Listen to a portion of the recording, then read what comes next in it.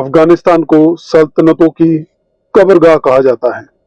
आज तक कोई भी इस पर पूरी तरह से कब्जा नहीं कर सका।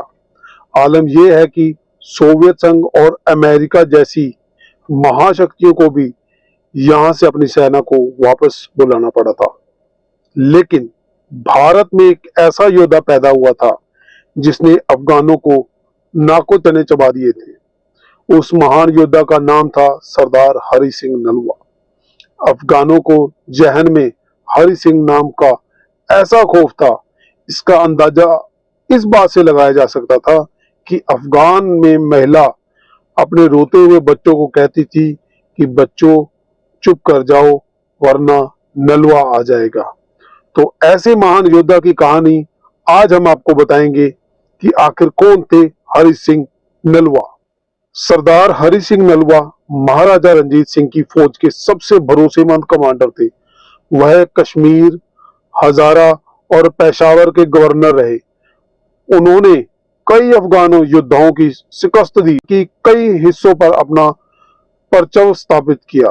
साथ ही उन्होंने अफगानों को खैबर दर्रे का इस्तेमाल करते हुए पंजाब में आने से रोका। अफगानिस्तान अजय माना जाता था।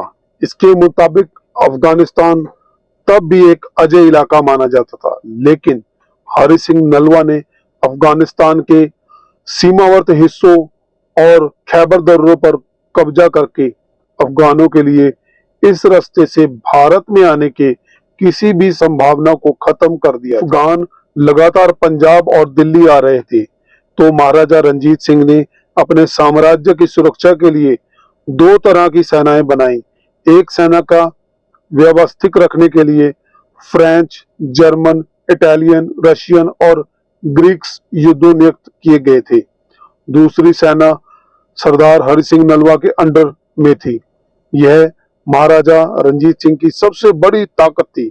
हरि सिंह नलवा ने इन सेना के साथ अफगान आदिवासी हाजरा को हजारों बार मात दी। नालवा की बहादुरी के सम्मान देते हुए 2013 में भारत सरकार ने उनके डाक टिकट भी जारी किया था। आखिरकार अफगान नलवा से इतना डरते क्यों थे? हरि सिंह नलवा ने अफगानों के खिलाफ कई युद्धों में हिस्सा लिया था। इन लड़ाइयों में उन्होंने अफगानों के उनके कई इलाकों में बेदखल कर दिया था। 1807 में महज 16 की उम्र में हरि सिंह नलवा ने कसूर के युद्ध में हिस्सा लिया। इस युद्ध में उन्होंने अफगानी शासक कुतुबुद्दीन खान को शिकस्त दी थी।